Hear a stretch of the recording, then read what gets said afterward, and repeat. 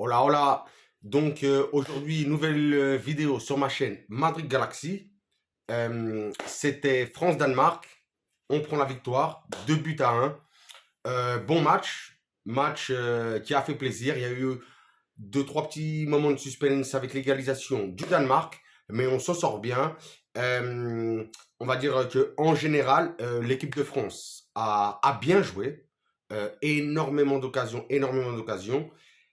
Mais comme d'habitude, hein, on sait bien que normalement, que quand on la met pas, sans être vulgaire, on se la fait mettre. Et ouais. Et c'est ce qui a failli arriver. Donc, aujourd'hui, compo avec quelques changements par rapport au dernier match contre l'Australie. Aujourd'hui, revenait, ah ouais, un des tauliers quand même de l'équipe de France, hein. Revenait Varane en substitution de Konaté. Et sur le latéral droit, titulaire Koundé pour Pavard. Le reste de l'équipe, c'était exactement la même chose. On va parler un petit peu de la ligne de défense. Aujourd'hui, la ligne de défense, Upamecano, j'ai beaucoup aimé. J'ai beaucoup aimé. Je le vois serein. Le mec stresse pas. Ça va. Bon joueur, calé. Varane pour son retour. Je l'ai trouvé très bon. Franchement, je l'ai trouvé très bon. Koundé, je l'ai trouvé bon, mais c'est vrai qu'il fait peur, hein. Sur certaines occasions, on sent qu'il peut se faire prendre. On sent qu'il peut se faire prendre. Donc, va falloir travailler un petit peu ça. Ou peut-être que Deschamps veut faire tourner Pavard, Koundé, bah, justement pour que les deux soient au top quand ils doivent jouer. Donc, ça, c'est les choix de Deschamps, hein. Mais pour l'instant, j'approuve. Et sur le côté gauche, Théo Hernandez, qui a été très bon. Qui a été très bon, hein. On sent que c'est vrai que défensivement, il peut mieux faire. Il peut mieux faire et on sent que c'est un bon défenseur, mais c'est pas vraiment sa spécialité. Lui, il est vraiment bon en tant que piston pour attaquer parce qu'il cavale. Ah, franchement, le mec, il cavale. Donc, franchement, très bon match de Théo. On parlera du but qu'il a offert à Mbappé. Milieu de terrain, Rabiot, Griezmann, Tchouaméni, comme l'autre jour. Tchouaméni, bon. Pour moi, qui devrait un peu plus oser. Mais bon, il est juste devant la défense. C'est lui qui doit stopper les contre-attaques et les attaques de l'équipe adverse. Mais bon, bon Tchouaméni, hein, malgré tout. Tchouaméni. Griezmann, comme d'habitude. Griezmann, c'est vrai que en première mi-temps, il a touché beaucoup moins de ballons que d'habitude. Mais pareil, hein, je l'ai trouvé excellent et comme je disais la dernière fois, vraiment fondamental, hein, parce que vraiment, c'est le maître à jouer de cette équipe de France. On sent que c'est lui qui marque les temps de jeu. Euh, et puis, il sait tout faire, hein, Griezmann. C'est vrai, hein. Que ce soit, comme je le disais la dernière fois, hein, à la récupération, attaque, défend. Incroyable, incroyable. J'aime beaucoup quand il sent que l'équipe est en train de ne trouve pas les espaces, eh bien lui il les trouve. Que ce soit pour des ballons longs, pour comment dire, pour casser les lignes, il le fait superbement bien. Donc Griezmann encore une fois de plus, hein, j'ai beaucoup aimé son match. Il est possible que des gens le critiquent parce que c'est pas exactement le joueur qui brille par ses fulgurances, non, mais c'est un joueur propre, nécessaire et qui fait fonctionner cette équipe de France. Le troisième milieu, c'était Rabiot. Aujourd'hui, je l'avais dit il y a quelques jours, du match contre l'Australie, j'attendais beaucoup plus de lui et aujourd'hui. J'ai eu l'impression que vraiment, aujourd'hui, vraiment, il s'est donné. Il s'est donné, hein. D'ailleurs, il a failli marquer en première mi-temps d'une superbe tête croisée. Franchement, un mouvement impeccable. Dommage, Kasper Schmeichel l'a arrêté. Mais très bon Rabiot aujourd'hui. Il avait vraiment l'envie et on sentait que il était là pour prouver, vraiment. Et c'est ça qu'on lui demande. On veut qu'il prouve. On veut le voir, on veut voir un beau Rabiot. Donc, bon Rabiot aussi. En attaque, comme la dernière fois, Giroud en tant qu'attaquant centre. Et sur les ailes, Dembélé et Kylian Mbappé. Giroud aujourd'hui, c'est vrai que ça a été un match vraiment compliqué puisque le Danemark a joué avec trois centrales. Donc là, il était vraiment énormément bloqué, mais il a joué son rôle. Il a joué son rôle d'attaquant statique dans la défense. Il a essayé de chercher ses têtes, ses mouvements de dos pour essayer de prendre les défenseurs. Très bon Giroud. C'est vrai qu'aujourd'hui, c'était un match un peu ingrat pour lui, mais il fait toujours le taf. Donc, très bien Giroud. Dembélé, comme Rabiot. Je demandais l'autre jour.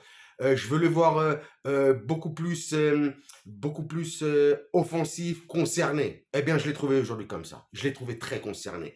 Dans ses dribbles, et dans sa percussion. Là, il fait vraiment plaisir. Et aussi sur les replis défensifs. Il est énormément redescendu aujourd'hui pour aider Koundé par exemple. Donc, franchement, j'ai adoré aujourd'hui Dembélé, Ousmane. C'est comme ça que j'ai envie de te voir. Et que dire de Kiki, notre Kiki national, Kylian Mbappé, auteur d'un doublé aujourd'hui. C'est vrai qu'il y a eu quelques ratés. Il a eu des ratés en première période, en deuxième période, qui normalement sont buts. Hein, quand on a un joueur comme ça de classe mondiale, parce que là, ce qu'il est en train de faire là sur la Coupe du Monde, pour l'instant, c'est vrai que c'est que 2 matchs. Mais il a marqué son doublé, l'autre jour, il a marqué contre l'Australie. On sent que il est en train de monter en puissance. Hein. Et je dis ça après, pour les Madrilènes comme moi, c'est possible qu'on commence un petit peu à pardonner qu'il ne soit pas venu cet été au Real Madrid, parce que s'il nous fait une superbe Coupe du Monde, je pense que aucun fan ou supporter du Real Madrid ne voudra, ne voudra pas qu'il vienne. Ah oui. Parce que s'il nous fait une super Coupe du Monde, on va tous être obligés de fermer notre bouche et de dire, ouais, Tito Floren, ramène-le. Ben ouais, c'est comme ça. Donc, superbe match de Kylian, des déplacements, des amortis. Et donc, non, très content de ce match. C'est vrai que j'ai eu énormément peur, puisque donc cette première période face au Danemark, elle a été excellente de la part de la France. La France qui contrôle le jeu, qui contrôle la possession, et qui a énormément d'occasions. Hein. J'ai failli avoir but de Mbappé, de Koundé, de Rabiot, de Griezmann. Énormément d'occasions, je ne sais plus si 8, 9 ou 10 hein, en première mi-temps. Le Danemark n'a eu qu'une seule occasion. Et je crois que c'était sur un débordement d'ailleurs de Cornelius. Mais Cornelius qui avait pris un carton en première période, et comme on le sentait, il était chaud Cornelius. Et l'entraîneur du Danemark l'a laissé au vestiaire pour cette seconde mi-temps, bah oui, de peur de finir à 10. Donc le Danemark pratiquement inexistant, mais ils sont sortis des vestiaires pour cette deuxième mi-temps. Ah ouais, franchement, hein, ils sont sortis, j'allais pas dire énervés, mais ils sont sortis chauds. Ils ont donné une autre image vraiment de l'équipe. Et on a senti que la France, justement, a eu un petit peu de mal durant les 10-15 premières minutes. Sauf que, voilà. Hein. Première mi-temps, on joue bien, on marque pas. Deuxième mi-temps, le Danemark joue mieux que nous, a même plus la possession en début de deuxième mi-temps. Et on marque un but. Et ouais.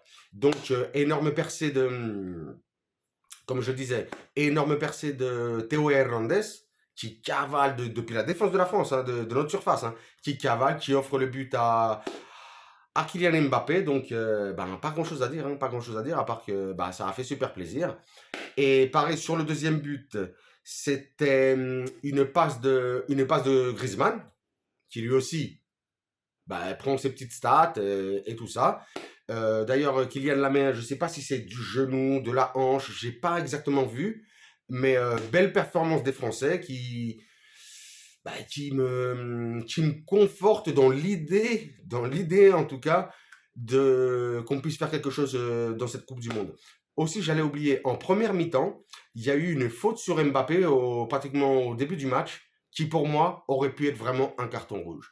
L'arbitre a été vraiment, comment le dire, élégant pour dire quelque chose, hein, et quelque chose d'autre comme ça, a été élégant de ne pas briser le match directement au début du match. Mais pour moi, vraiment, c'était un rouge. Pas grand chose de plus à dire, sauf qu'on joue mercredi contre la Tunisie. On espère assurer la première place. Normalement, c'est déjà pratiquement fait, mais on ne sait jamais. Faudra quand même gagner la Tunisie pour assurer cette première place. Et voir ce qui se passe après dans le groupe de l'Argentine. Hein. Ce soir, il y a un match de l'Argentine, entre l'Argentine et le Mexique. On va voir s'ils sont éliminés, s'ils ont encore des chances d'y arriver. Mais là, c'est pratiquement sûr qu'on finisse à la première place. Donc, je sens que l'Argentine va finir à la deuxième place.